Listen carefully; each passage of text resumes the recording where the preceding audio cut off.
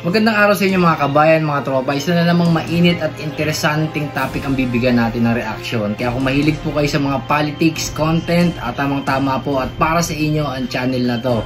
Ako nga pala si Kuya Frank at sana po suportahan niyo po yung munting channel na to. Sa pamamagitan po ng pag-like at pag-subscribe. Huwag niyo na rin po sanang kalimutang i-hit yung notification bell para kapag may bago tayong upload, hindi nyo na kailangan pang hagilapin yung channel na to kung saan na po itong magpa-pop up sa cellphone ninyo. Sabay-sabay po natin panoorin to.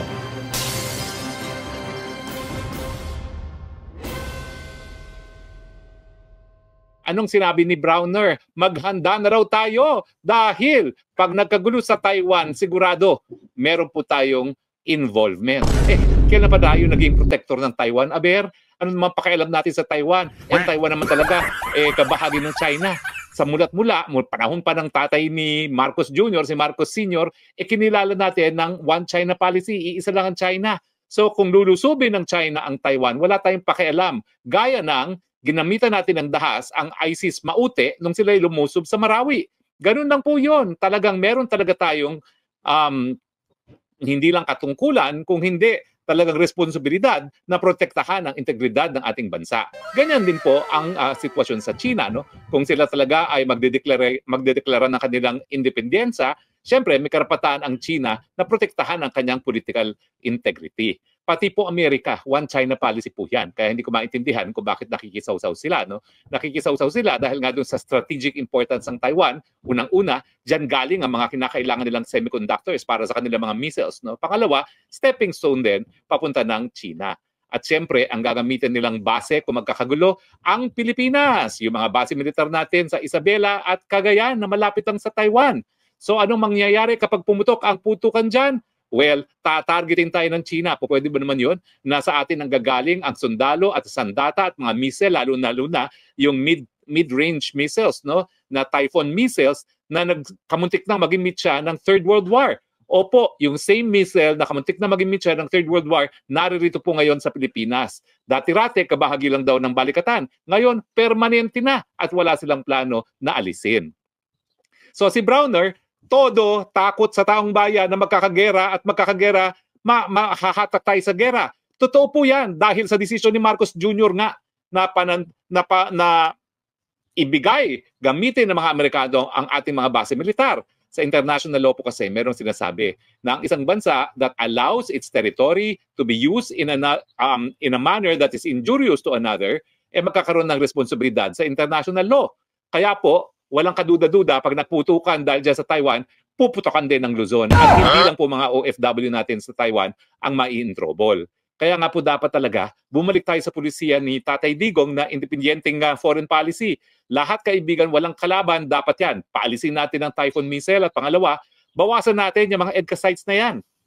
Dahil, ano naman ang silbi ng EDCA sites sa Cagayan at sa Isabela, no? Ang layo-layo niya doon sa pinag-aagawang isla sa Palawan. Ang tinatawag po natin na Benham Rice ay hindi po yan disputed. Hindi po yan inaangkin ever ng China. Ang talagang problema natin sa West Philippine Sea. So ang aking solusyon nga dyan, sige, kung gusto nyo mag-EDCA, mag-EDCA kayo doon sa Kalayaan Island. Miski gamitin nyo pa yung buong isla.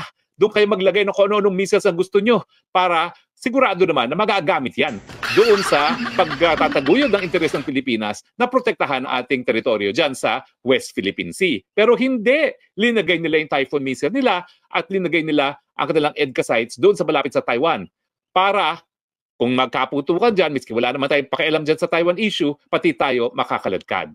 So tama po si Browner. Kapag nagputukan sa Taiwan, damay tayo dahil sa kanila. Dahil pinayagan nila ang presensya ng Amerikano dito sa Pilipinas na siguradong tatargeting ng China.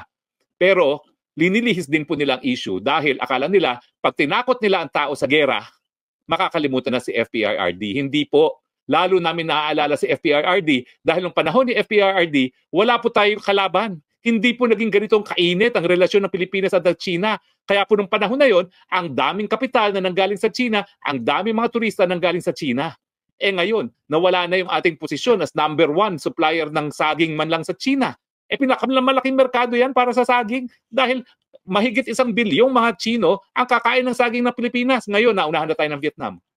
Kasi bakit naman tatangkalikin ng mga Chino ating mga produkto, kinukonsidera nila tayong mga kalaban. at kinukonsidera natin silang mga kalaban. Kaya nga, di ba, nag-issue na ng travel advisory ang mga Chino kasi nga, tinatarget ang mga Chino rito na pinagsisinungalingan ng babae sa Malacanang, pero alam naman natin na pati yung mga estudyante sa Cagayan, tinatawag na ahente. Espiya daw ng China. In fact, nagsabi pa ang ating Secretary of National Defense na may batas ang China na lahat ng Chino ay espiya daw. Ano ba naman yan?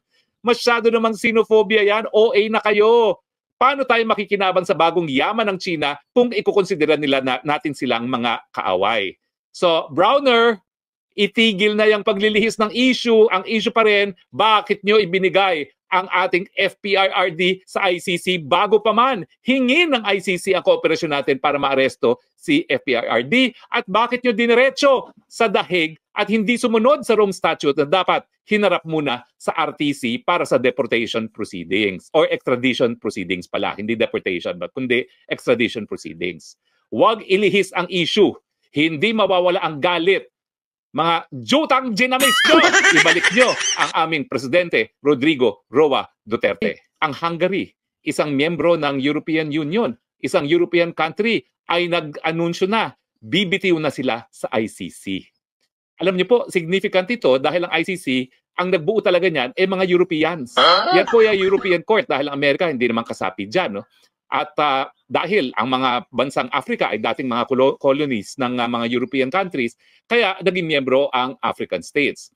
Nasabi ko na sa inyo dati, nung ako'y nangampanya sa ILC, talagang nagkakaroon na ng nabubuong desisyon ang African Union na bumitiw na sa ICC. Kasi ang pinupuruhan nila, puro mga Aprikano. Kaya naman, talaga namang kinailangan nilang kunin si Presidente Digong para masabi sa mga Aprikano, o kita mo, hindi nang itim ang aming linilitis, pati mga kayumanggi dahil si Duterte nakakulong ngayon sa dahig.